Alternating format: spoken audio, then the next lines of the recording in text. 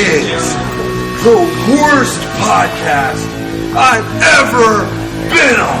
These guys are shit. It's true. It's true. This podcast is a member of the Place to Be Nation family. Visit us at placetobenation.com, the only place to be in your pop culture world. Hard-Traveling Fanboys, Hard-Traveling Fanboys, Hard-Traveling Fanboys, Hard-Traveling Fanboys, Hard-Traveling Fanboys, Hard-Traveling Fanboys, Hard-Traveling Fanboys, Hard-Traveling Fanboys, Hard-Traveling Fanboys, Hard-Traveling Fanboys, Hard-Traveling Fanboys, Hard-Traveling Fanboys, Hard-Traveling Fanboys, Hard-Traveling Fanboys.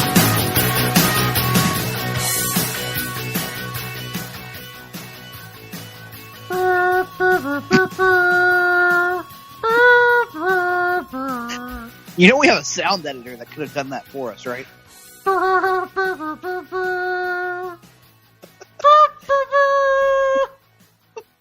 God, what do we need Todd for? You can just do all the sound effects for us. Yeah, that was pretty good, wasn't it?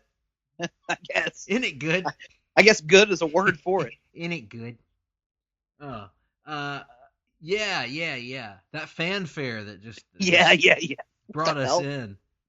It just brought us in here to the show. Indicates that it's time for another edition of the Hard-Traveling Fanboys. Welcome, ladies and gentlemen and children of all ages. Hopefully no children are listening at this time. I am Greg Phillips. The voice on the other end of the line here is Nick Duke. We are the Hard-Traveling Fanboys, and we are coming to you from the L-shaped studio in beautiful Ho-Ho-Loon Plaza. Freshly. You forgot Serene. Oh, yeah, beautiful and serene Ho-Ho-Loon Plaza. Mm-hmm. It's freshly trimmed, freshly. Why does the plaza have to be trimmed? Well, it's a few weeks ago I noticed when we pulled in that our groundskeeper, Curly Bill, had allowed it to grow into a landing strip there, and I thought, well, we want the studio lawn to be trimmed, so. No, I don't know. If Ric Flair were our groundskeeper, he would say no. Gotta let it. That's true. Let it grow a little bit natural. So I chastised Curly Bill, and he fixed it. And now, and we're in beautiful and not ludicrous, but lovely Vancouver, British Columbia. Ludicrous. And Nick, Vancouver is feeling particularly crisp this month, I would say. How have you found it to be thus far? I love it. I love the cold weather. Being a fat man. So it's nice to be in my natural environment for once. That's right. Not like our home of no hell, USA. It was in the damn 70s this week in Columbus. The 70s in December. Mm-hmm. Ridiculous. Absolutely ridiculous. And there are those out there that would celebrate this heresy. They'd be happy with a 70-degree Christmas. No. But there ain't no songs about a 70-degree Christmas. Bing Crosby wasn't out here singing about I'm dreaming of a green, hot Christmas. I'm dreaming of a swamp-ass Christmas. Nobody sings about that. Nobody sings about that. Nobody talks about, walking in a actually moderately temperatured wonderland, No. It's a winter wonderland. Anyway, we're not here to talk about the weather, although we are old men talking about the weather. Yeah. And we know there's a lot of you old women sitting out there talking about old men. Mm-hmm. Nick, how long you been faithful? Oh, I don't know. Well, just listen to how this song ends. Some would say forever. Some would not. Quite frankly, it's not for me to say. Amen. Mm-hmm. Amen, that's right. All right. Well, good Lord, what are we doing? We are back in Wing It month here at the studios. We are just winging it. Every week we're just giving you new content. We're not promoting it ahead of time because we don't know what we're going to do until the day of the show. No, scheduling has gone out the window in the last couple of weeks. It's just sometimes we wake up, we're like, hey, let's do this, and then we do it. So what we decided to do this week is we're just taking something we've already done out of leisure, and we're going to turn it into our show this week. Yes. We're going. Now, those of you who listen to our podcast regularly know that we each and every week we have our segment in the back half, reading and watching. And watching during this time of the year primarily consists of our CW, our beloved stories. And usually the way we do that is we run kind of a week behind to give everybody an opportunity to have watched the episodes so we can discuss them, with spoilers without fear of upsetting people who may not have gotten around to them. This time out, we're going to take a little bit of a different approach. Yes, we are indeed going to take a bit of a different approach. You see, we are going to just start the show here, and we're going to have our front half of the show be our exclusive review. I don't really know why it's exclusive. It's just, it's our exclusive. This is the only place you'll find our review, by God. And it's of the first 3 parts of the CW's Crisis on Infinite Earths crossover event. Obviously, we cannot review the entire event because the last 2 parts of it, episodes 4 and 5 of this crossover, don't air for another 5 weeks. That's right. Don't start the airing on the nights of January 14th and 15th. No, all on the 14th. Oh, all on the 14th. My bad. Yes. So both episodes will air on the 14th. So I believe that's correct anyway. And so that puts us back a little bit in that regard. But what we can do is we can offer our review of what has been the talk of the comic book world the last several days, which is Crisis on Infinite Earths. It's the biggest crossover event yet attempted on comic book television, to my knowledge, Nick, unless you can think of a more encompassing or bold one that's been done. I cannot. And so, this is going to be a pretty involved discussion. It will involve spoilers. Warning everyone ahead of time, if you have not watched parts 1, 2, and 3 of the crossover, because I don't think we're necessarily going to tackle these episode by episode, but rather look at this in totality to this point. Right. And so if you haven't watched any of the parts, don't listen to this episode. No. Go and watch the episodes and then listen to our review. Or if you're somebody that doesn't care about spoilers and you're curious whether you should check this event out, you can listen to the review and make your opinion from that. So with that being said, Nick, anything else we should preface with before we get cracking here? So, we've as I said, we've been doing reading and watching, and we've been reviewing the CW seasons up to this point. Those of you who do listen to the show regularly will know that Greg is weeks behind on Black Lightning, on Supergirl, and on Batwoman, and yet he just decided to not bother with catching up. So we have had numerous gaps in the reviews of those episodes. We're not going to talk about those. We're just going to jump straight to Crisis because that's the perspective that Greg has on it. Yes, and that's not entirely accurate, by the way you described it, Nick.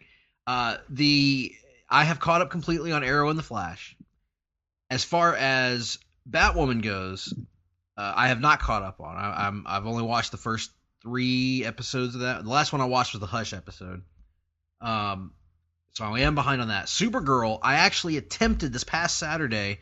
As you know, Nick, I had no reason to watch football this past Saturday.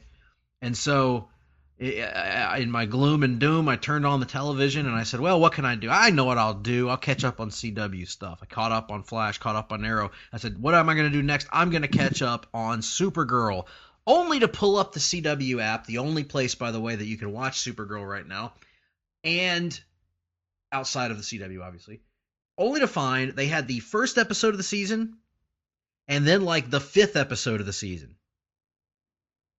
And then 6 and 7 or whatever they're up to now, 8.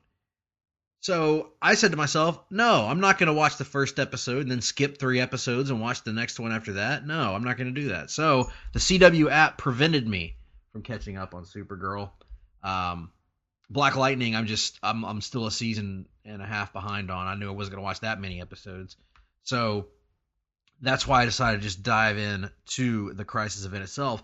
But I will say this, Nick, to their credit, I think this actually helps our review a little bit because you're caught up on everything and I'm not, and so it gives us different perspectives. But I have to say, from my perspective, I didn't have any problems following anything that was going on in this crossover event, even having not watched Black Lightning. I think the ones that I've missed have been the least essential to the crossover, if that makes sense. Yeah, Batwoman and Black Lightning both, I would say, are completely inessential.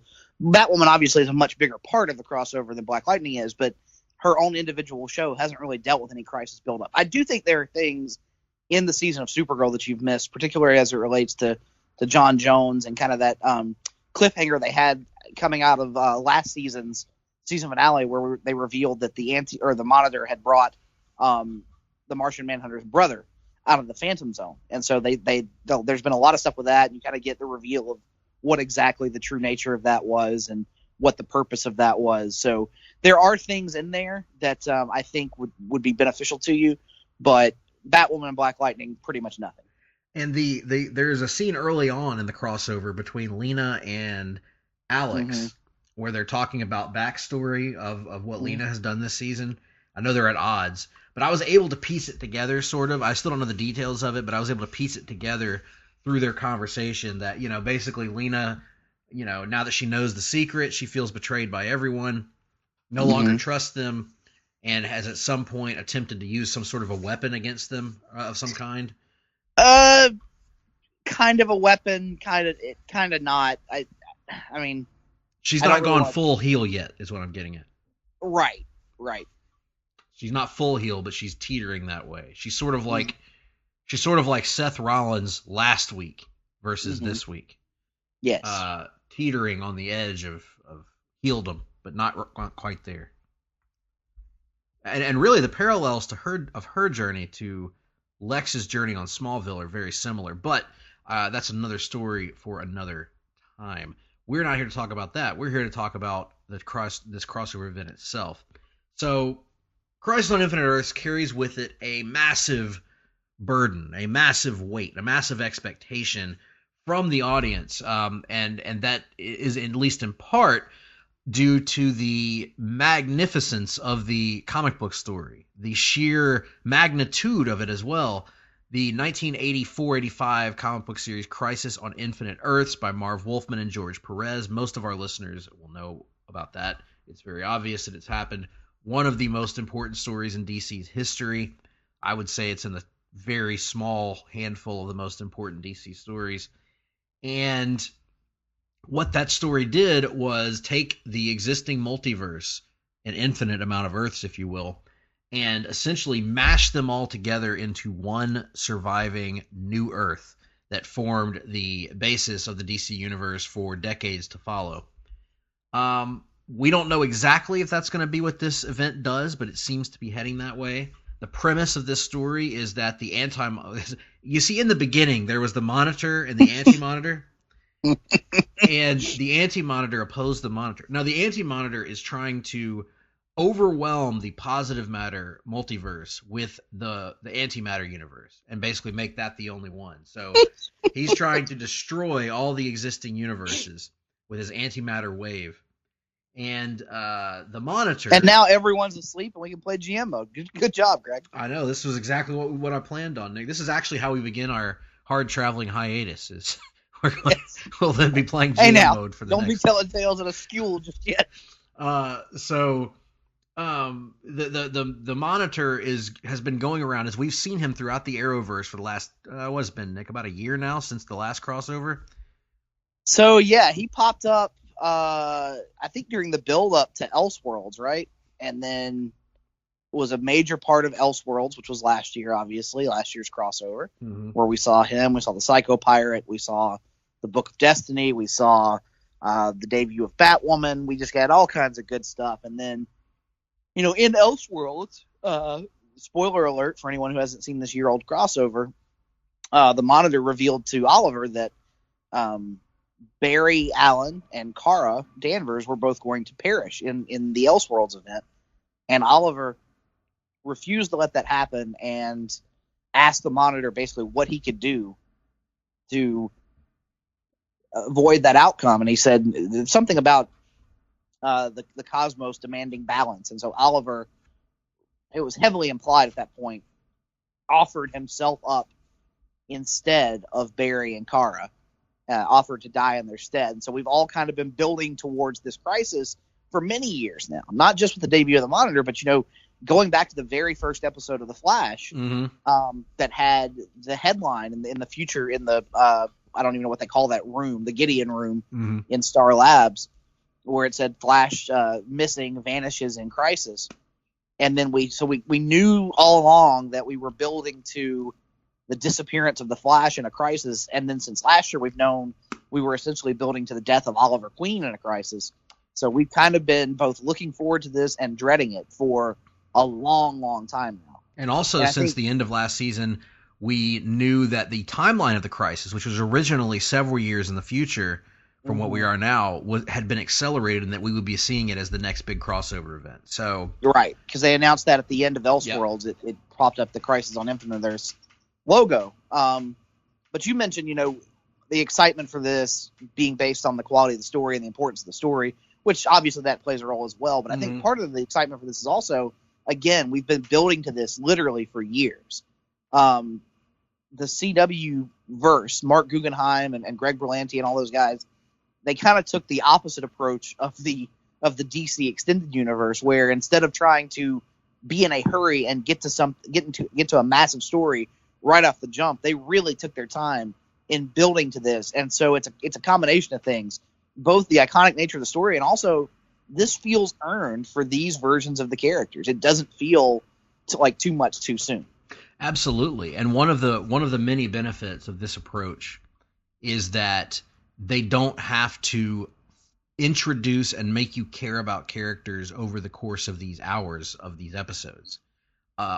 This story largely works because we already know and care about these characters.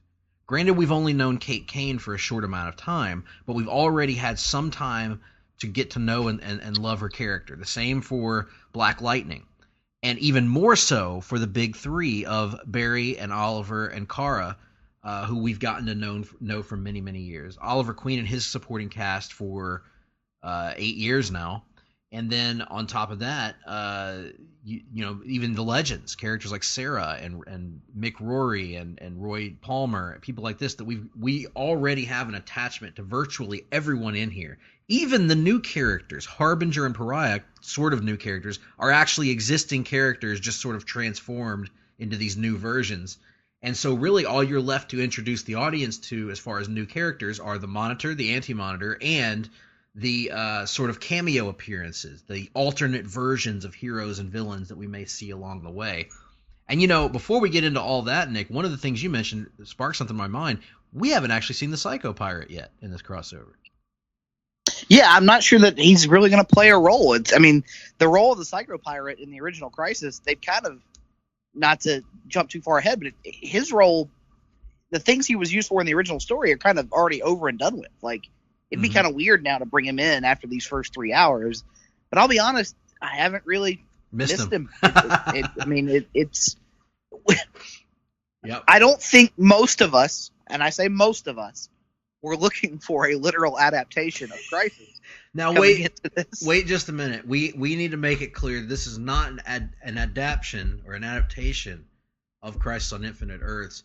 This is merely a version of Crisis on Infinite Earth. It's an interpretation, a different interpretation of it than a true adaptation, right, Nick?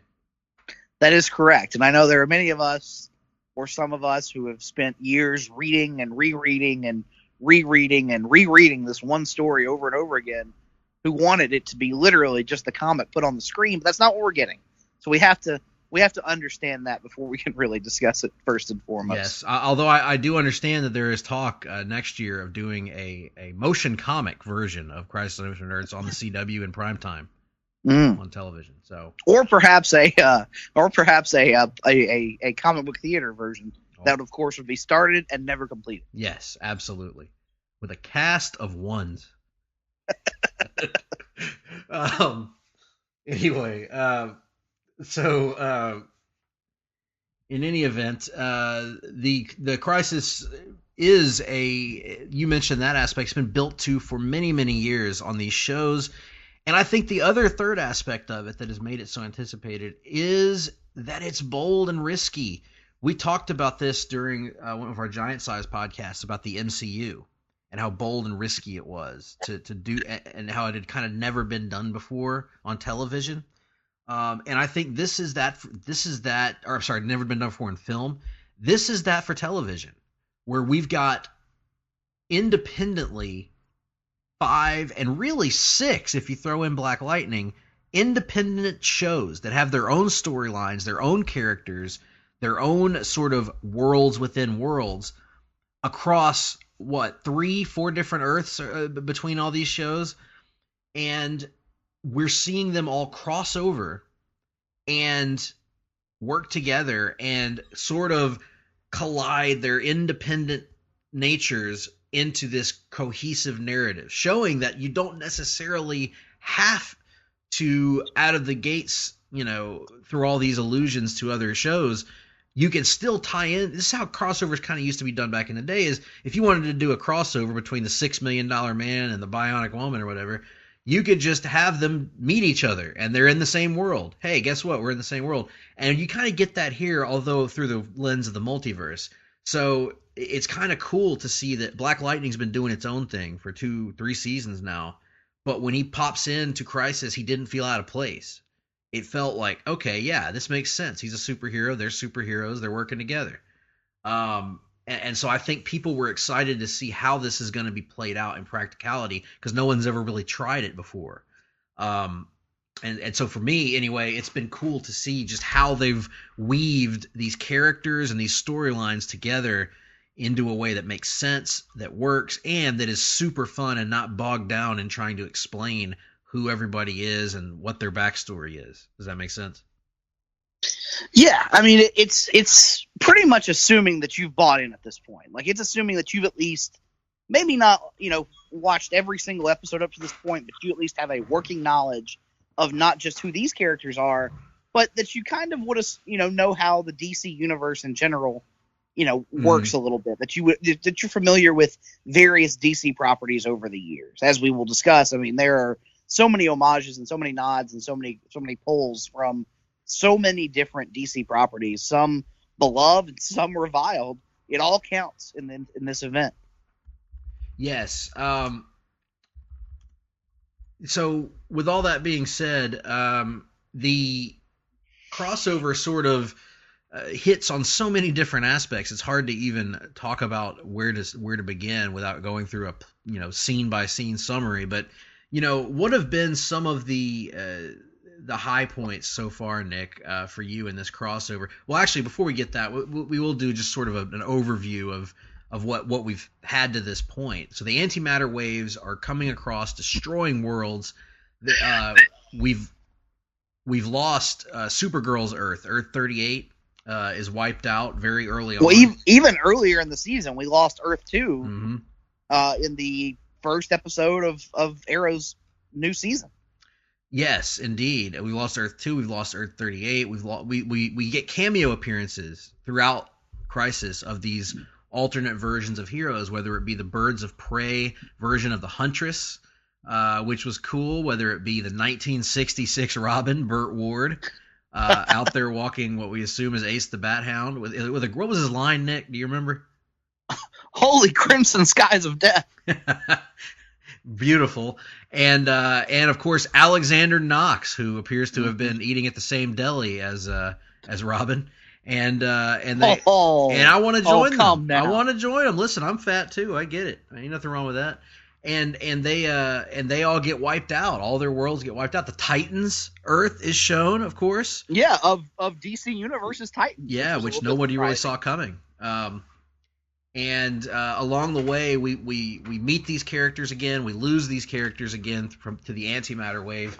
And it's basically unstoppable. The heroes band together to try and find a way to stop this antimatter wave, but it just keeps coming until there's only one Earth left, and it's Earth 1, the Arrow Earth, if you will, for Arrow, the Flash, and Legends of Tomorrow. And it's the heroes do their best to stop it. There are sacrifices made, and we actually meet and lose in a very emotional moment the Flash of 1990, and he dies the classic Crisis on Infinite Earths Flash death. We meet and lose the Christopher Reeve Superman, played by Brandon Routh, brilliantly, I might add. And of course the Smallville Earth, Lois and Clark on there. We lose all these people and all these Earths, And when the crossover concludes, at least at chapter 3 of the crossover concludes, Earth-1 gets wiped out. The Anti-Monitor has won. He defeats the Monitor. Even though they shut down his antimatter wave, it doesn't matter. The Anti-Monitor takes out the last of the heroes, envelops the universe, and all that is left are the 7 Paragons, which are characters that 6 Paragons plus 1. Plus 1, yeah. Yeah, it turns out to be 6 instead of 7 due to a swerve at the hands of Lex Luthor, who wipes out the beloved Brandon Routh Superman, replaces him, and we're left with the Paragons: Sarah Lance, Barry Allen, Hank Henshaw. Sorry, John Jones, not Hank Henshaw. Who else? Ryan Choi. The new Ryan Choi, yeah. Supergirl, Cara Danvers. And Batwoman. And these are characters that have a specific purpose to play in the crisis, that are needed to save the multiverse, or what's left of it, at the hands of the Anti-Monitor. And that's pretty much takes us up from a plot standpoint where we're at. We've had some things happen along the way, obviously, that we'll get into over the course of this. The death and sort of resurrection of Oliver Queen, shockingly, in the first episode with his death. We've had Barry Allen try to sacrifice himself, but ended up seeing the Barry Allen of 1990 sacrifice himself. We have seen a Batman who is broken and warped, a warped, frustrated old man, Mr. Potter version of Batman. And we've seen, Lois and Clark, as I mentioned, in Smallville. And we've seen a super baby get born. We've seen little Jonathan Kent get sent off in a rocket ship by his parents as their world is dying. We've seen that before, using some of the original dialogue from Superman the movie. How cool is that? But with all that being said, that sort of sets the plate for where we're at from a plot standpoint. But let's just talk about the moments, because ultimately, Nick, I think what we're talking about the next day are the moments from these episodes. We kind of know, like, okay, the Anti-Monitor, the Monitor, all that stuff is fine. It's great. But it's about the moments, the emotional beats. So let's talk about some of the high points so far. I know we've got a lot to hit here, but what have been some of the high points for you so far on this crossover event? Well, I think first and foremost, the cameos, like you referenced. Alexander Knox, Robert Wool's character from the 1989 Batman film, Burt Ward popping up for a moment, the Huntress from the Birds of Prey show popping up, and then other appearances that are a little bit more than a cameo. Even as someone who wasn't a Smallville fan, getting to see Tom Welling back on the CW playing a version of Clark Kent was pretty cool. And then, of course, the big one for me was getting to see Kevin Conroy in live action, putting the Batman voice to use as a future, older, more grizzled version of Bruce Wayne that actually winds up playing a pretty major role in the second episode. So cool stuff like that, man. Just little nods and little cool ways of pulling in DC's past film history. Yeah, I mean, let's get into some of these cameos here. So the first one I want to hit is Kevin Conroy, who obviously has been the voice of Batman since 1992, which he revealed actually on the Crisis Aftermath show was the first animated role he ever auditioned for. And it ended up being his most iconic role in live action or animation. He sort of, I think, Nick, for many of us, defined Batman for our generation, right? And whether it be in video games, cartoons, etc. But he's never had a chance to play him in live action. And this was a rare opportunity, maybe the only opportunity we'll ever get to see Kevin Conroy voice Bruce Wayne and see him physically doing it and being able to act out during a show or a movie. And in this case, Nick, I was blown away, man. I thought he did a great job. I've only seen him in live action when I was a kid, and he was on a show called Tour of Duty that I watched when I was young, but I don't remember him specifically on there. I just remember vague images of the show because it was, the late 80s. But this was the first time that he's really had an opportunity like this that I'm aware of in some time. And I was really impressed. I thought he did a great job of playing this withered, hopeless version of Batman, of Bruce Wayne, who's been broken physically and seemingly psychologically by the world. He's just he's become a killer. It's almost, Nick, at first I thought of it as the Dark Knight Returns Batman, especially due to the nature of his fight with Superman. And then I started to think about it, and I was like, it's almost like what you could have seen the Zack Snyder Batman becoming had they not done the last act of Batman versus Superman. Yeah, absolutely. I would agree. And so I was really impressed by Kevin Conroy here, his interactions with Kate Kane. And what did you make of his, when you finally got to see it? Did it live up to your expectations, or were you disappointed that he played a more villainous version of Bruce Wayne? No, I didn't have a problem with it, because I mean, typically when you hear older grizzled Bruce Wayne, I mean, let's be honest, the Dark Knight Returns Bruce Wayne that we all glorify is pretty much a killer. Like, he's, you know, there's no issue, you know, the moral code has become a bit grayer. And so this kind of feels like a natural extension of that. And it serves the story, because it's needed to basically move Kate along in her journey, because in this version of Crisis, Bruce isn't the point. Kate is, right, as it relates to that scene. We're probably not going to get a recurring version of Bruce Wayne in the Arrowverse anytime soon. I still think we will get there eventually. I just don't think we're going to get there anytime soon. So I didn't have a problem with it. I agree. I liked it too. I thought it was a really nice twist, especially since we all thought we knew what he was doing. We all thought we knew he was playing the Kingdom Come version of Batman. And so it was a nice twist that it wasn't what we all expected. So I really appreciated that and thought the emotion was there. And like you said, it gave agency to Batwoman, who is a character that frankly needs agency in this crossover to feel like she belongs. Because it's easy to get overpowered when you're surrounded by characters that have been around a lot longer than you, that fans have more of an attachment to.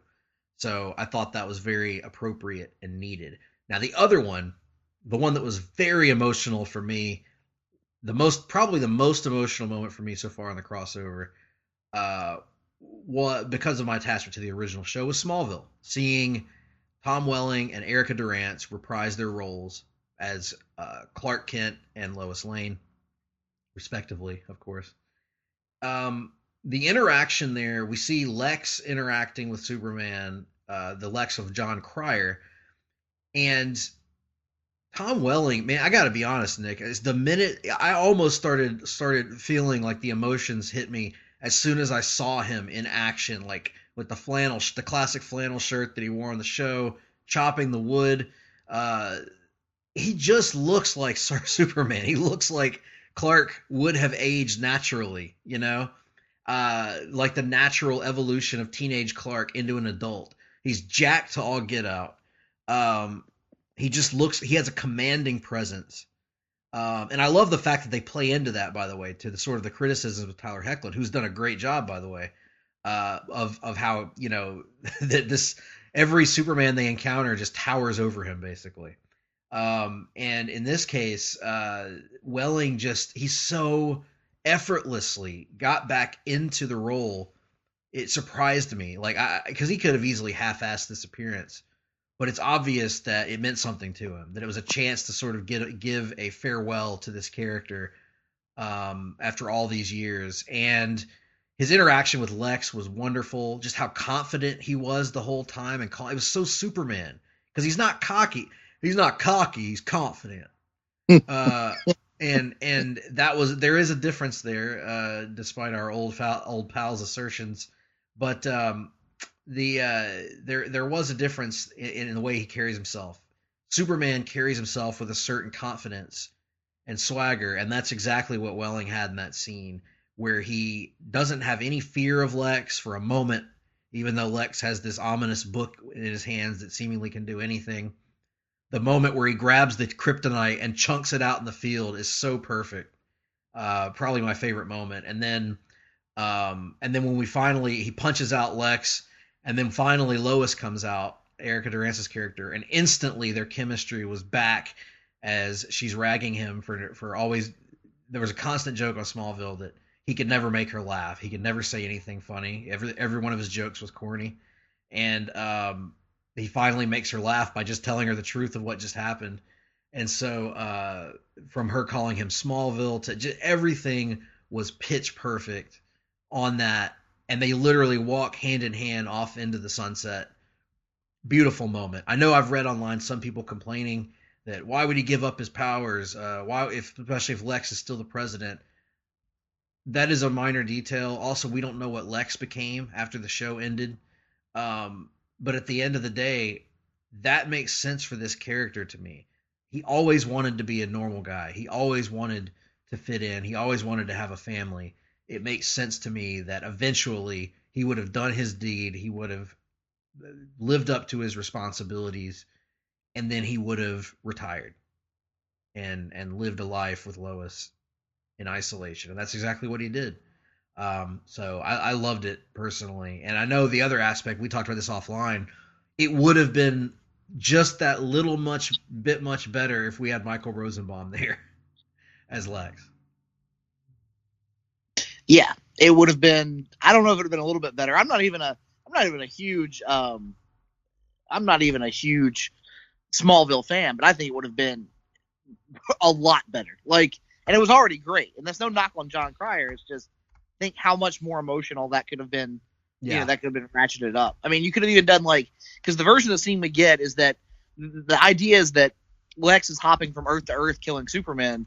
What if you did a version of it where Lex was hopping from Earth to Earth, giving that Lex's the ability to kill Superman?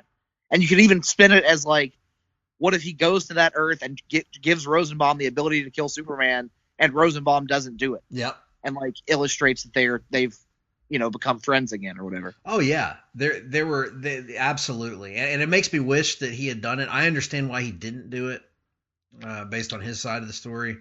I still wish he had done it though, because it would have added a little bit more to it. The other minor complaint I would have is I wanted a little bit more of him. Quite honestly, I could have used more of Erica as Lois, because I think she is the best Lois. She and Terry Hatcher are kind of neck and neck as the best Loises. But that being said, I know there's only limited real estate in this crossover, and so I thought they really, as a good friend of ours would say, Nick, they maximized their minutes. They did indeed. So any other cameos you wanted to hit up? I know we got a cameo from an unexpected cameo from Lucifer. The character who we know nothing about. We don't watch the show. We've never watched the show. We don't know anything about the comic it's based on, and yet the scene was awesome. Yeah, Lucifer Morningstar from the Fox show that is now a Netflix show, Lucifer. And as Nick just mentioned, neither of us has ever watched this show or ever really had interest in it. But I gotta say, Nick, after that scene, I'm now interested in watching the show because the guy was very charismatic. Yeah, he was, and the scene was great. His interplay with pretty much everybody, particularly John Constantine, was awesome. So yeah, I mean, pretty much anytime this show, this event has reached out into other corners of the DC universe that aren't necessarily exclusively CW material, it's pretty much knocked it out of the park. Yes, and let's talk about how they tie in some of these shows beyond just the cameos, because your main Earth, so to speak, Earth 1, you're going to have your Flash, Arrow, Legends, stands to reason. Batwoman as well. Is she on Earth 1 or is she on Earth 38? I'm pretty sure she's on Earth 1. So, and then you've got, of course, Earth 38 with Supergirl, but she's crossed over a bunch. So these are your main players. They eventually bring in an alternate version of Mick Rory, actually. They go and they retrieve the Wave Rider from an alternate universe where the Wave Rider, instead of having the voice of Gideon, has the voice of Leonard Snart, Captain Cold, which is a beautiful return for that character. We've always missed him on all these shows. And a different version of Mick Rory, who, for all intents and purposes, is the exact same as our Mick Rory, really. Yes. And he does get a chance to... We get some great scenes with Mick and baby Jonathan, as he is somewhat inappropriately reading the baby his romance novel, which adds...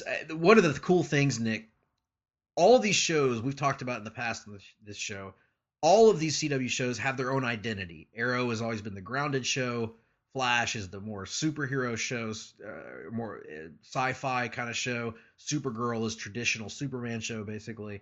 And now Batwoman is street level. And Legends has always been the comedy show, at least since season 2. And they really did a great job of adding levity to things, whether it was adding Ray Palmer in with his natural comedy.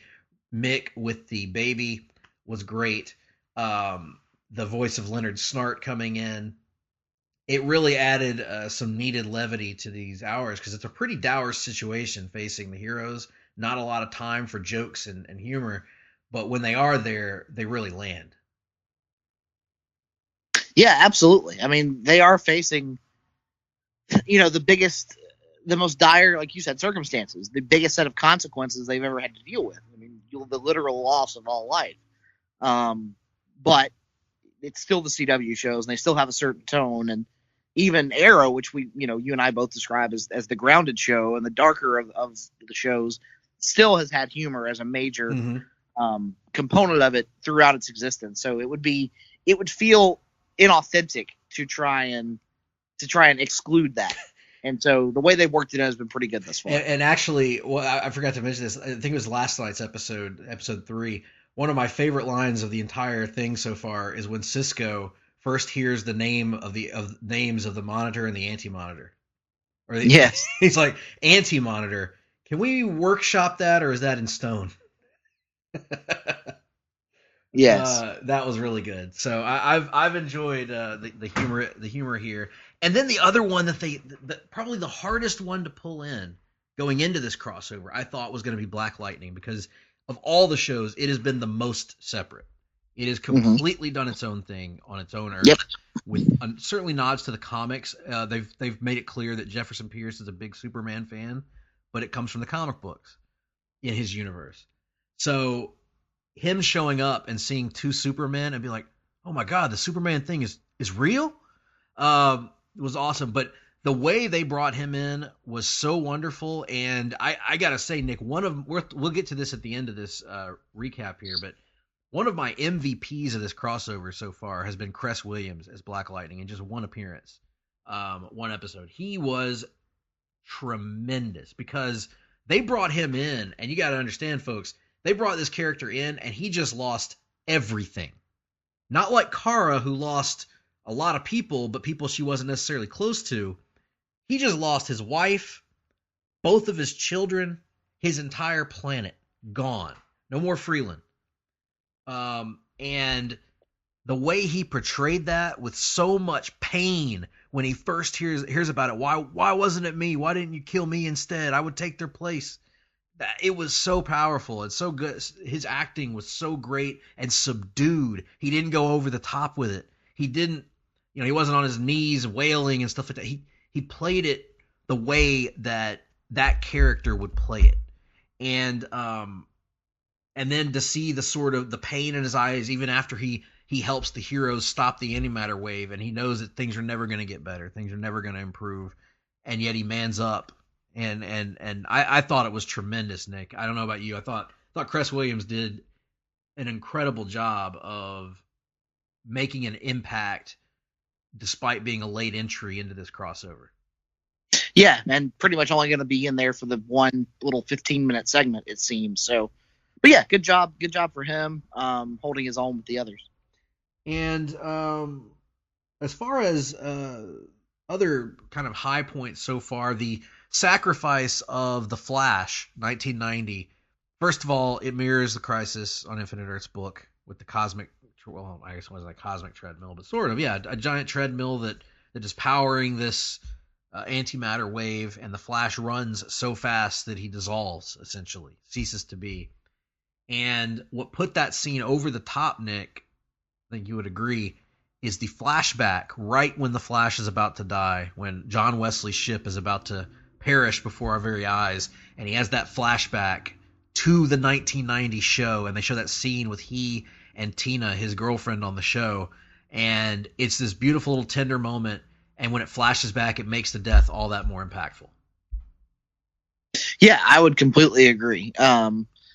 even though I never watched the show. I've never seen this scene in question, but it adds a little bit of context to what his journey has been, and kind of adds, that little bit of added tragedy, because now we're getting a sense of who this character is rather than simply who he is as it relates to what he means to Barry. So he takes on his own independence, and that makes the sacrifice feel that much greater.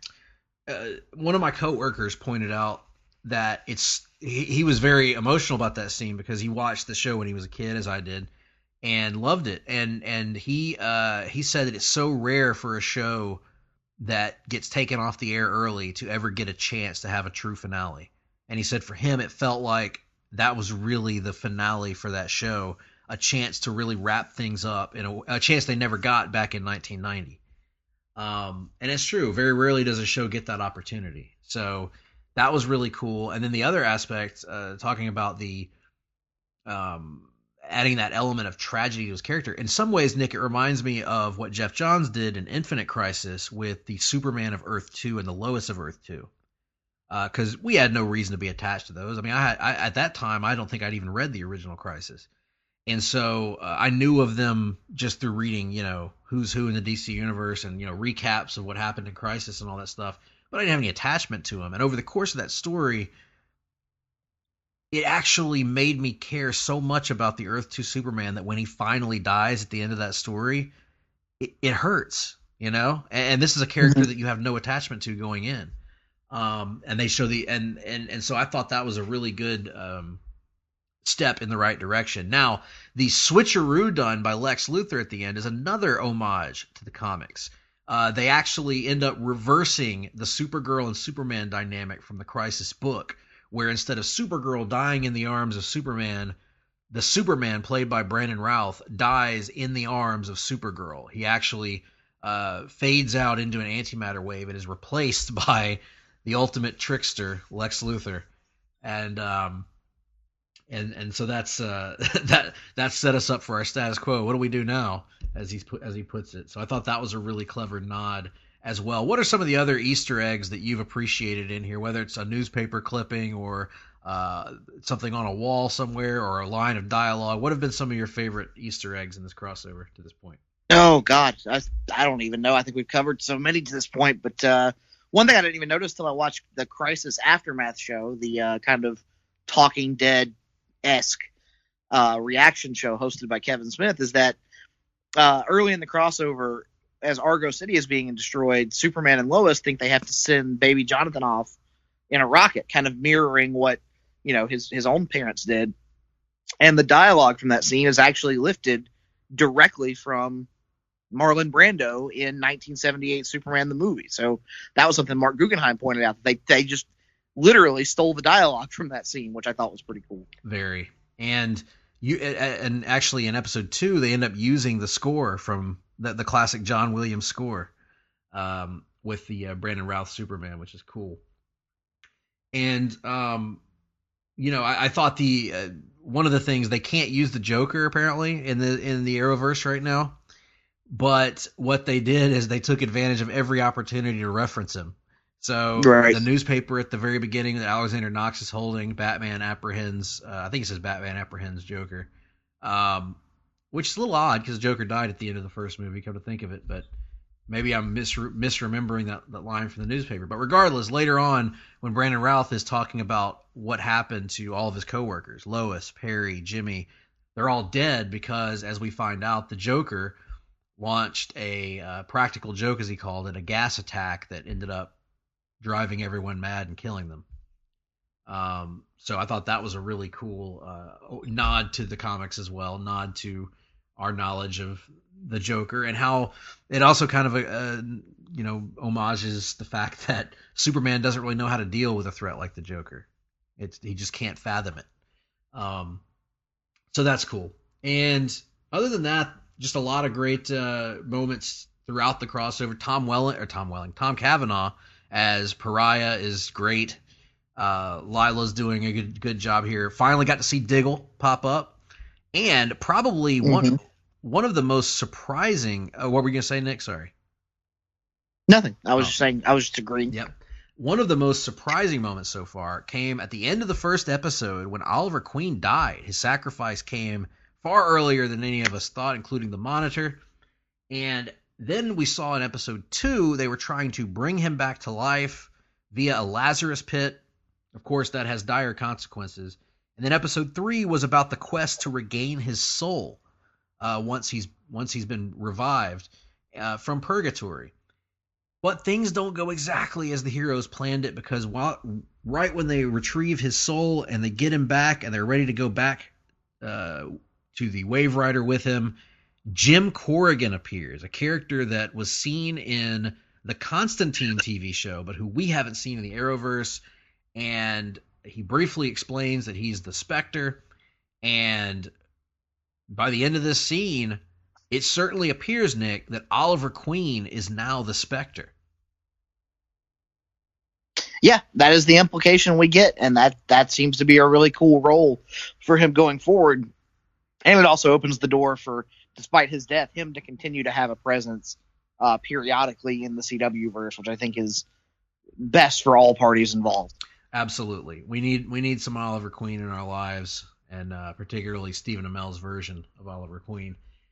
So yeah, the Spectre's out there now. Interested to see. I'm assuming he's going to be the one that finally takes down the Anti-Monitor, and we'll just have to see what we've got coming on the last 2 episodes. But Nick, what do you want to see out of these last 2 episodes of Crisis? What are some things that you would like to see pop up along the way? I know I've got one thing in particular that I want to see. I want to see John Diggle with a Green Lantern ring. Yep. Although John Diggle is dead right now, so they got to figure out a way to pull that off. What we're saying is we want an alive John Diggle to then get a Green Lantern ring.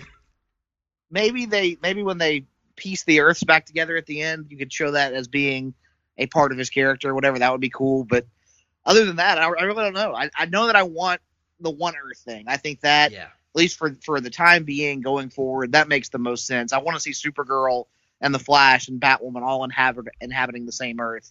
I mean, the only reason Supergirl's off on her own Earth anyway is because of the original broadcast arrangement for that show was that it was on CBS the first season, and now that it's a CW show, it kind of feels weird to have it off on its own little island. Black Lightning, I think you can bring Black Lightning onto Earth 1 and still have it mostly standalone. I don't really think just because it's on Earth 1 that it necessarily has to become shift in tone or its approach to storytelling. So I just think having everybody on one Earth with one continuity would be really cool. I agree. I don't necessarily know that it's going to happen that way, but I think I hope it does. I think it should. I think it makes the most sense of these shows, particularly the Arrowverse shows, because obviously I'm not expecting them to ultimately say that, well, Titans is also on this Earth. Maybe they will, but I think Black Lightning, there's no reason why Black Lightning has to be on a separate Earth, in my opinion. There's no reason why Batwoman or Supergirl, any of them have to be on separate Earths. Combine them all together, smush them together, and whether you do it like they did in the comics where nobody remembers what happened before and that it's just like everything has always been this way, or whether they want to play with the fact that Supergirl just lost another planet in addition to her home planet. I think there's compelling stories to tell in either direction that you go. Like maybe they can bring some of the people come back, but many of them don't. Something like that. There have to be stakes to the crossover. I want to see that. The Diggle thing is the big one that I want to see. As far as fan service goes, they've given me everything I've wanted from this already. So if they give me Diggle just sliding on that green ring, that's all I'll need. I don't even need to see a Construct or a Guardian. Although if they have any Guardians, I'd take those too. So that's pretty much what I want to see from this. And of course, a satisfactory ending to all the major characters and their interactions with one another. I do expect some status quo changes coming forward. So we'll have to see how that goes. Well, that being said, anything you want to add about this? We should probably talk about whether we've liked it or not. Yes, we've liked it a lot. Yes. It's been quite good. Quite good. So we hope you're enjoying it as much as we are. Let us know your thoughts on it. Tweet us at gphillips8652 or at nickduke87. Let us know your thoughts on Crisis on Infinite Earths and what you're looking to see from these last 2 episodes. Any theories, by the way, about what's going to be happening moving forward. How are they going to overcome the Anti-Monitor? How are they going to bring back all these other Earths? Is it going to be, the Book of Destiny that does it? What the hell is Lex Luthor doing? What's he got up his sleeve? Just let us know some of your theories. That could be fun to talk about on Place to Be Nation Comics on Facebook. So head over there once we've shared this episode, assuming I remember to do that. With that being said, we're going to take a little break-a-rooney here, and when we come back, we will have our weekly look at the news and notes segment called The Rundown. Promotional consideration paid for by the following. Place to Be Nations, JT Rosero and Chad Campbell here. We want to let you know that we have over 24 podcasts available on iTunes, Stitcher, Google Play, and PlaceToBeNation.com. We now offer them to you on 2 great feeds. On the Place to Be Nation Wrestling feed, we dive into topics running the gamut from today's WWE to the glory days of yesteryear and the ins and outs of the territory days. In addition to our full-length shows, we also deliver to you special pod blasts on topics old and new. The Place to Be Nation Pop feed is a veritable treasure trove of great content. Offer tremendous shows covering the land of movies, television, life, comics, and sports, brought to you by the most knowledgeable and insightful folks in the podcast world. You can find all these great shows, plus archives of our past podcasts from over the past 8 years as well by subscribing to both feeds on iTunes. And while you're there, be sure to rate and leave feedback as well. All of these shows, plus others, available on PlaceToBeNation.com, where we cover pro wrestling, sports, movies, comics, plus in-depth stretch projects, and much more. Be sure to support our site by using www.PlaceToBeNation.com/Amazon when doing your online shopping. We want to thank our friends at Boneheads Wing Bar, ProWrestlingOnly.com, and TheHistoryOfWrestling.com as well. Be sure to follow us on Facebook, Twitter, Instagram, and Tumblr. PlaceToBeNation.com, the only place to be in your pop culture world.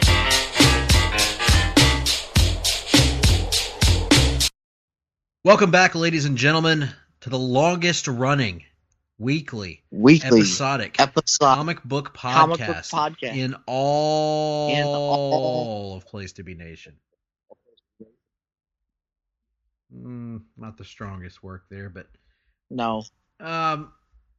We are back, and we are glad that you are still around. We're glad that you're still with us, both in the sense that you're still alive, and in the sense that you're still listening to this show.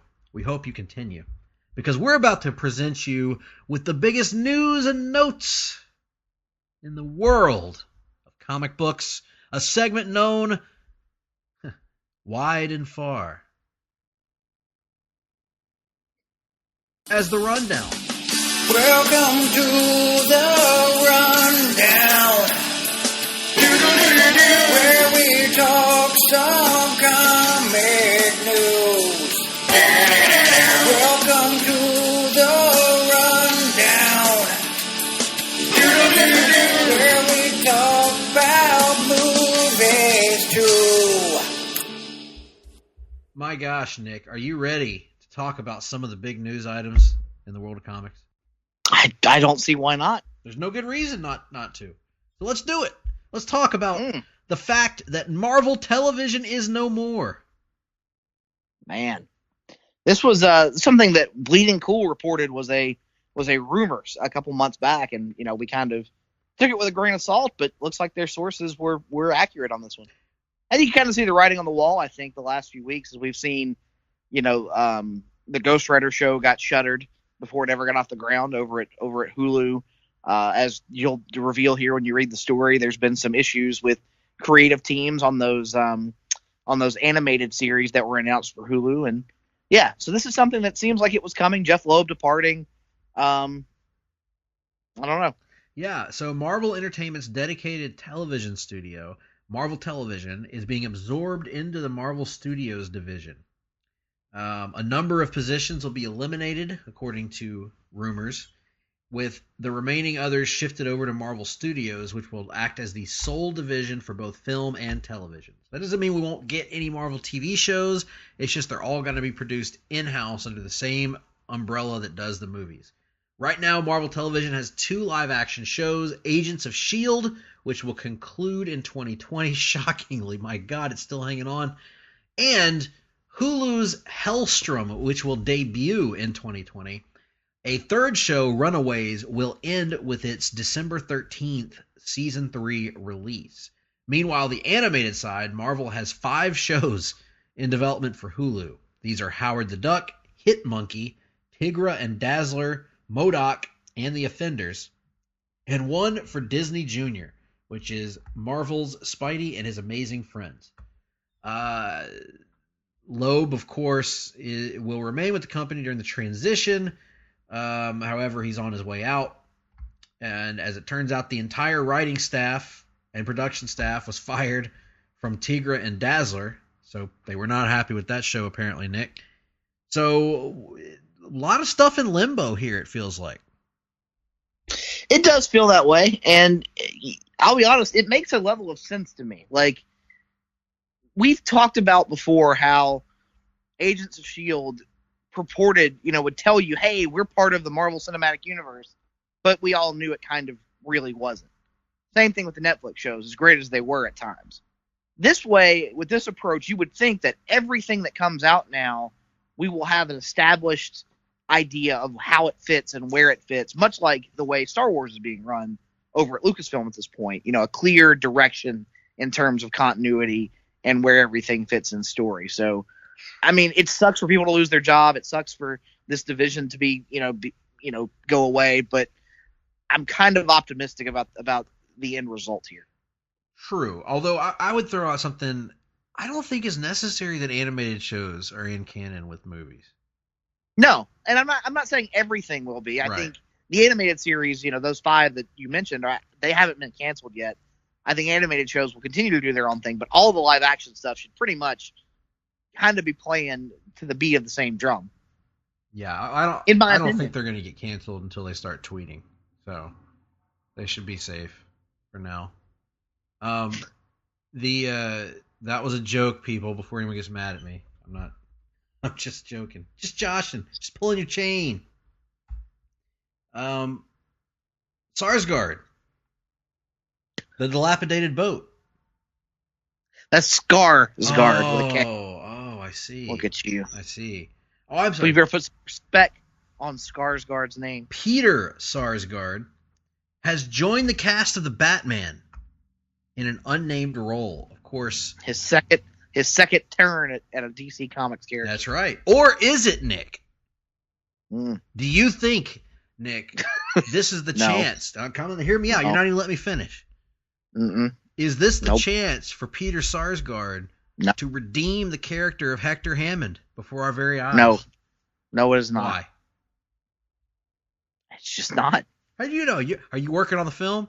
You got inside sources on the set there? I don't have any inside sources. I just know that film has become a running joke to the entire, not just the comic book industry, but kind of Hollywood in general. And I don't think there's any chance we go back and revisit it. Well, maybe not that version of Hector Hammond, but the same actor playing the same character.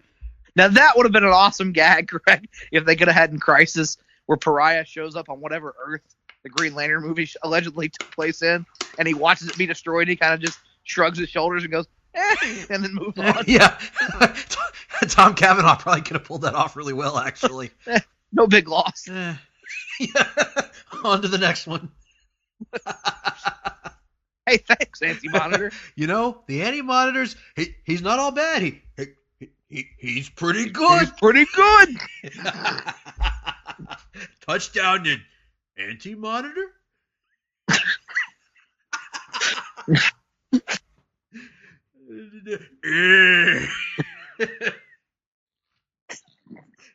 Nobody circles the wagons like the Monitor. All right. Let's move on to something much more serious. Peter Sarsgaard, who do you think he's playing? Well, I've already made it clear who I think he's playing. Who do you think he's playing? No one knows. One of the rumors online right now is Harvey Dent, which of course I would be okay with. I think Sarsgaard's a good actor, and Harvey Dent, as people know, is my favorite villain in all of comics. Outside of that, if the Arkham Asylum rumors about this movie being heavily featured in Arkham are true, what about Hugo Strange? I could see that. He's got the forehead, but that's what I was gonna say. What if he plays Harvey Dent? I could be good with this, but when he becomes Two-Face, it elongates his head the way it did with Hector Hammond. Greg. It can happen. Now, if he doesn't play Hector Hammond, or a version of Hector Hammond, and if he doesn't play Harvey Dent, what about, you talk about Arkham Asylum, what if he plays Jeremiah Arkham? That could work. I don't know why I made a seductive noise about that, but nonetheless, that's something for me to figure out. Let's move on to some trailers, shall we? Or one trailer in particular. And that is the first teaser trailer for Wonder Woman 84. Patty Jenkins and Gal Gadot return next summer in the long-awaited, really long-awaited sequel to Wonder Woman, taking place in 1984. Dropped this past week, lit the internet ablaze. Looks fantastic, Nick, in my humble opinion. I hate when people say humble, but I just did. My humble opinion. It looks tremendous. Chris Pine is back as Steve Trevor. We don't know how. He's got a fanny pack? Yes. We don't know why. But I, for one... Because they're cool? I, for one, am stoked. The setting looks great in the 80s. The soundtrack seems like it's going to be great.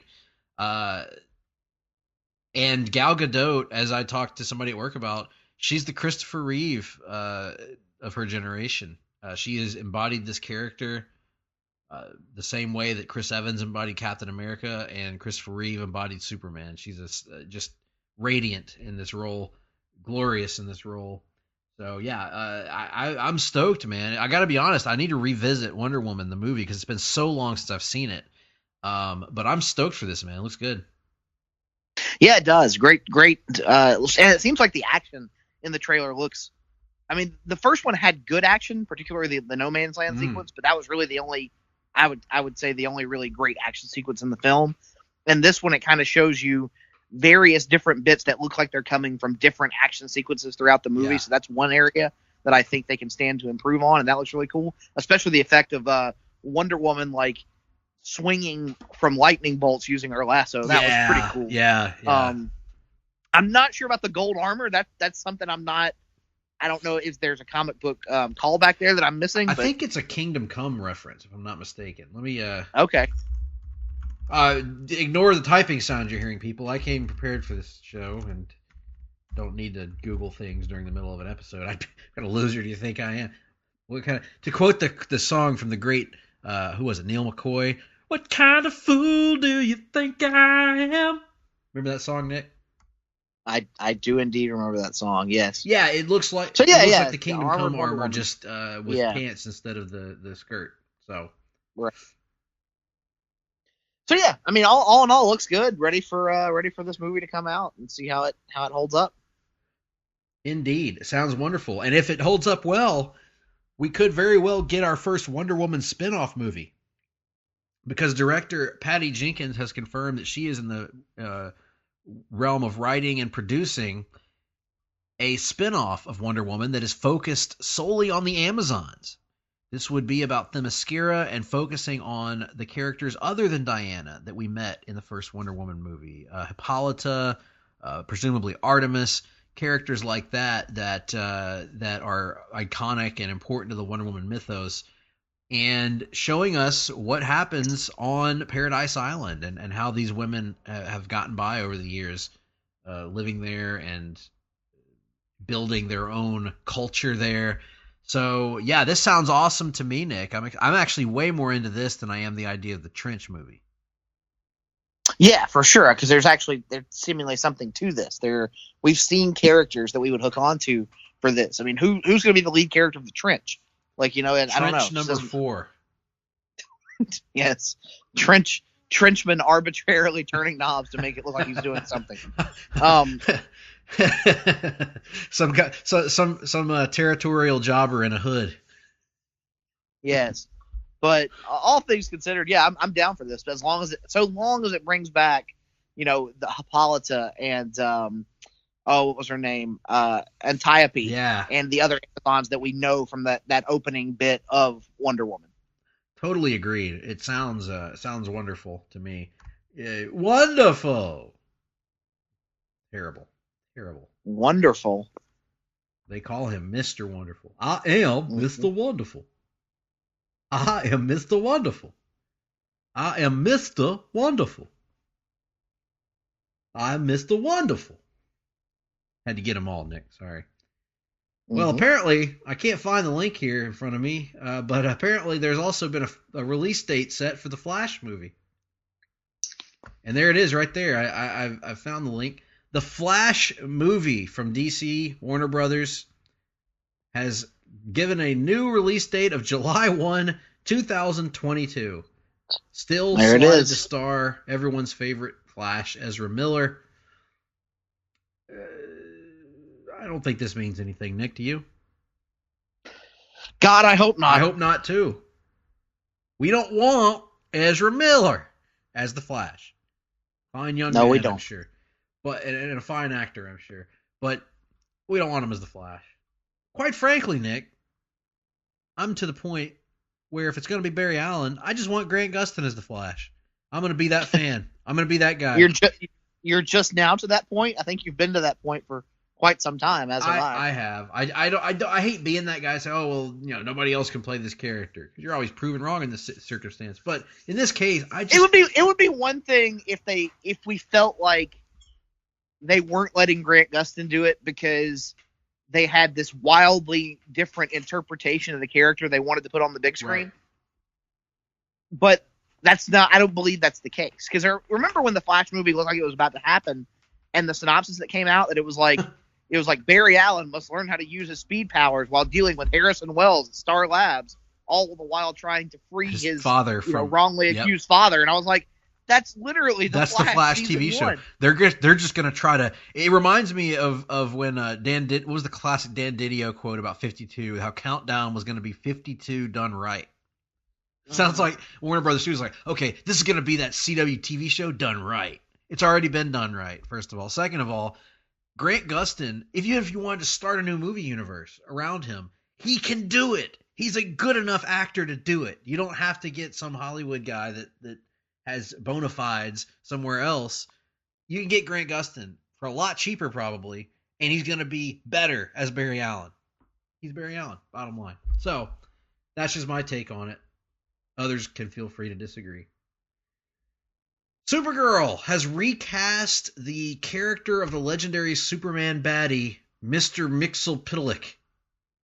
Did I get that right, Nick? I think so. I think that's pretty good. I'm gonna give you a grade there. Pretty good.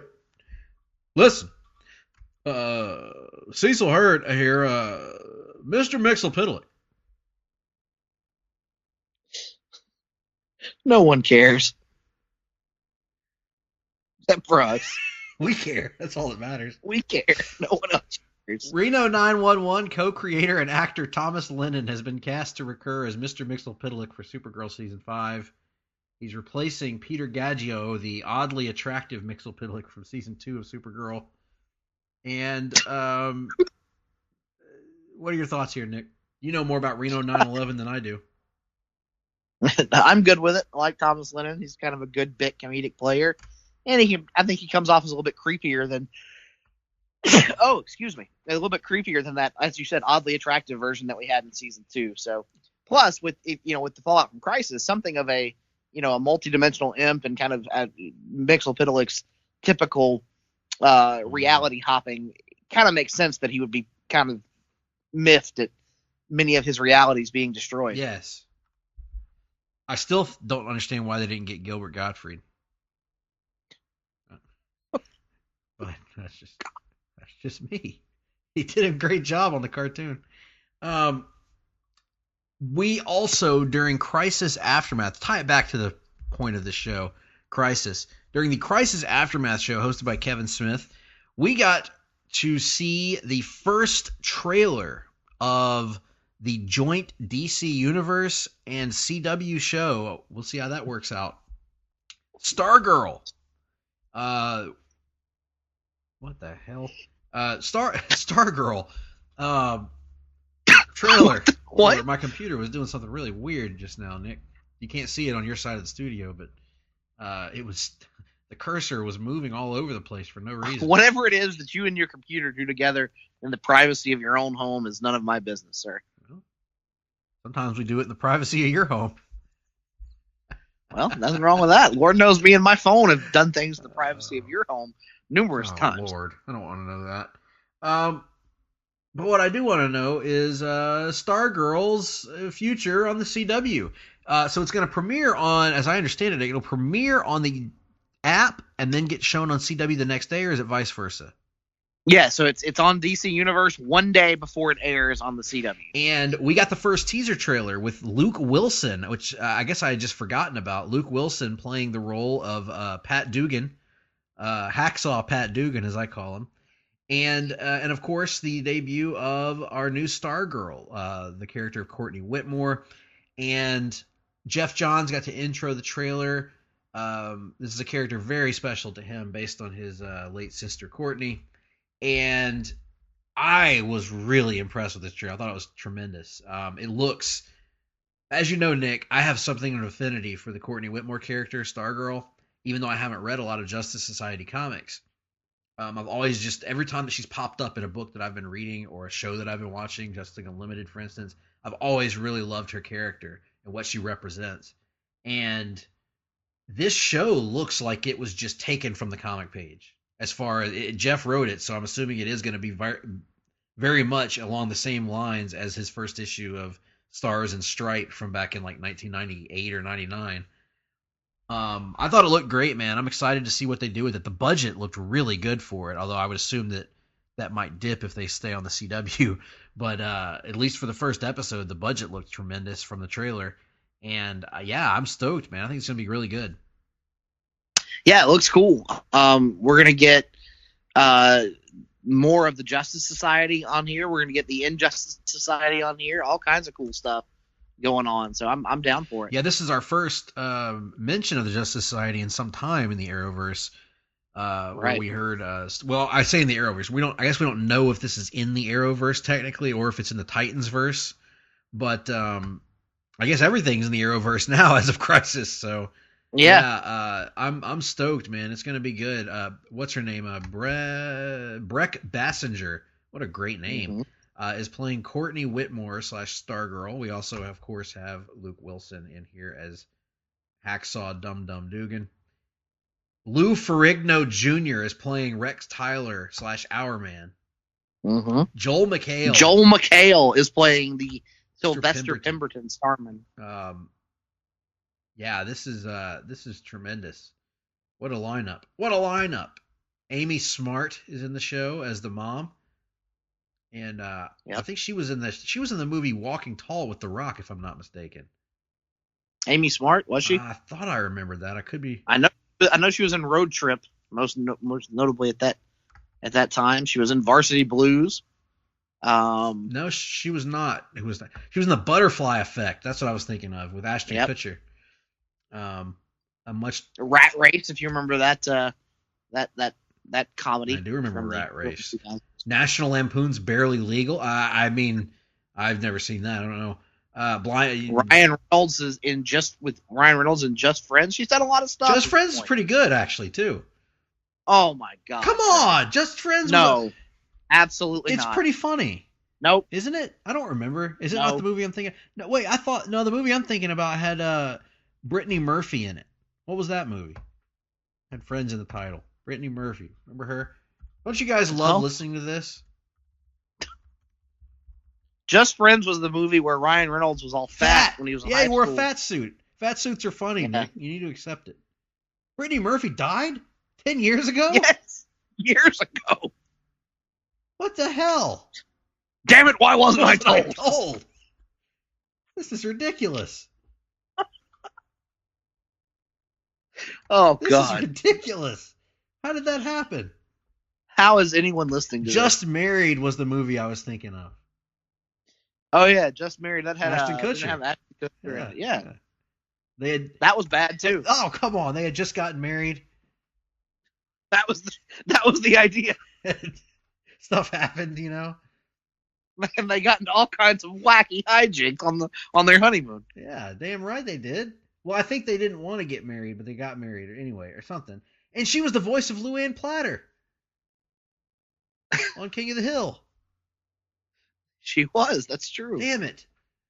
I'm sad now. This is not good. This is not right. She died like 8 years ago. 10 years ago, in fact. 2009. I was about to say, I know it's been a while. Oh my gosh. This is a cosmic oddity, Nick, that we're even talking about this right now. What? I'll tell you why. Because do you know when she died? December 20th, 2009.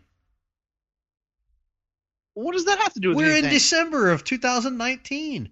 We're almost 10 years to the day that she passed. And we just happened to come across this conversation. I There are guess. forces at work on this show that people just don't understand, Nick, including you, apparently. Cosmic forces. Also true. In any event, that's the end of the rundown. We got nothing else. Anything else we forgot to talk about, Nick? I don't think so. I think that's everything. No, yeah, I think that's pretty much it. Well, I'm looking over here at the hourglass as the sands fall through it. Speaking of sands through the hourglass, by the way, I just found out recently that one of the shows I used to enjoy watching when I was a youngling, and even later than a youngling, Days of Our Lives, they have actually resurrected the character of Stefano DiMera, even though the actor is long dead now. And they've taken a traditional heroic character and they've transplanted Stefano DiMera's consciousness into this hero character. And nobody knows that the hero is actually the evil villain Stefano DiMera. You know how we talk about this show being the audience of two a lot of the time? Right now it's the audience of one. I'm good with it. So anyway, let's talk about the great body transplant stories in comics history, Nick. No, let's do that for another time. In soap opera history. No, soap operas, comics, wrestling, it all ties together. Oh, wrestling. That's what I was looking at the hourglass for in the first place. It's time. Wrestling Minute. Now, Nick, I understand you haven't watched any wrestling in about 5 years at this point. That's not true. I watched Monday Night Raw this week. And? It sucked. Mostly. I mean, what else? What else do you want from me? Well, I'll tell you what I've been watching, huh? So, I watched the. Why did I say it like that? That was weird. I watched. That was a weird thing.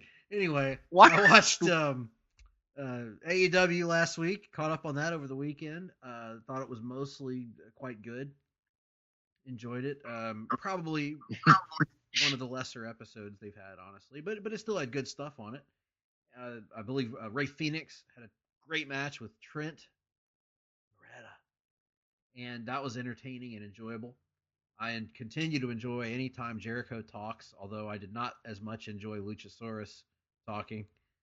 And I don't remember what else even happened. Yeah, there was a lot of good things that were going on throughout the course of the show. The Young Bucks and Dustin versus LAX and Sammy G. No, not LAX. Proud and Powerful. Or powerful and proud. I don't know which is which. And Sammy G. That tag match was excellent, really good. High pace, fast, high spots, high everything. It was great. High evolutionary, high AF evolutionary. And so AEW delivered a strong product. I only saw the end of NXT, the main event, which was, again, excellent. Keith Lee is a monster among men. I don't mean Braun Strowman. He is fantastic. Came in, had a nice little showing, beating up Finn Balor. I think we need to get Monty Brown. Go find him and get Dolph Ziggler to come out. Dolph Ziggler. And he just stands there and takes pounces over and over again, and we have a pounce off. And I think the winner is determined by the total distance traveled on 5 cumulative pounces. I love it. As I understand it, Nick, Adam Cole is still circling the Impact Zone, not the Impact Zone, the NXT Zone. The Impact Zone. Look at how little you think of the Full Sail crowd. He's still circling the NXT Zone. Full Sail. After the result of the pounce that he received off camera, Nick.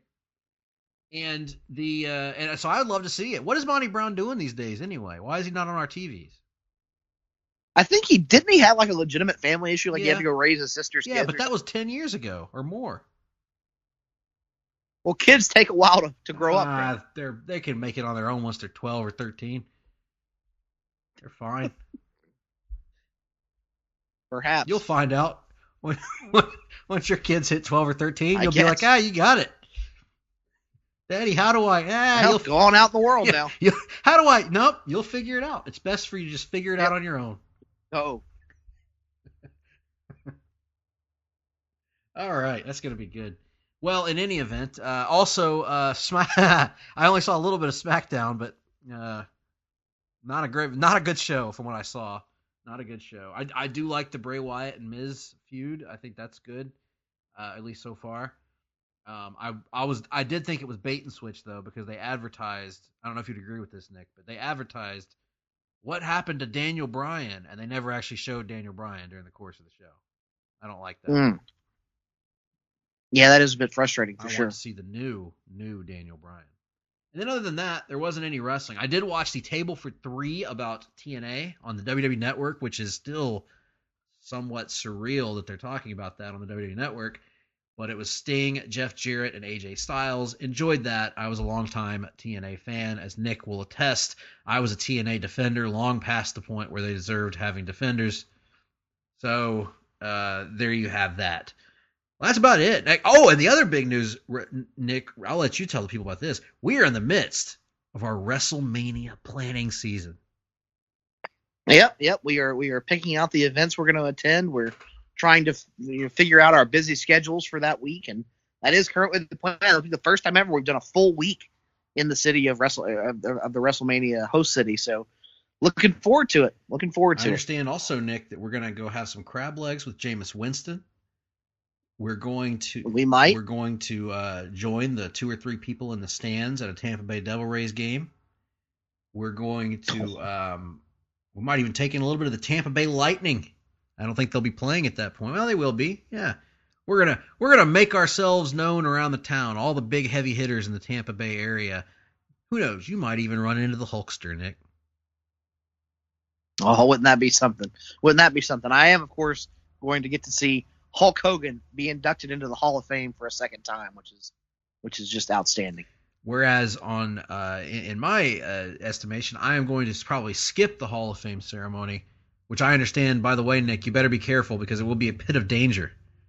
So you got to be careful about that. I instead will be taking my time to one of the independent shows, perhaps the WrestleCon Super Show or Josh Barnett's Bloodsport 3.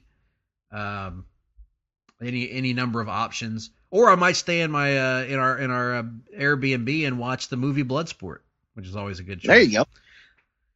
Well, sounds like it's about time for us to wind things down, Nick, for us to depart. And unfortunately, our good friend Jim Ross, I don't know if you've read on his Twitter, but he has a lot of travel issues. You ever notice that?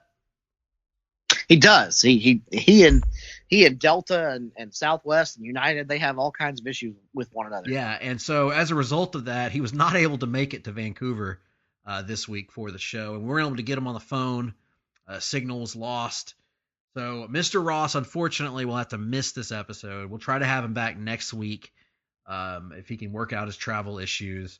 Yeah, it's a busy time, folks. We got to take it easy on these airline workers. They're busy. They're overworked. A lot of people traveling.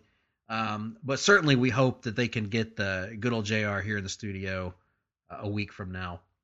In the meantime, enjoy The Crisis. If you haven't watched it yet, go back and rewatch it. Enjoy comic books. Enjoy wrestling. Enjoy life, guys. Just find what you love and enjoy it. We will catch you next time. Adios, amigos.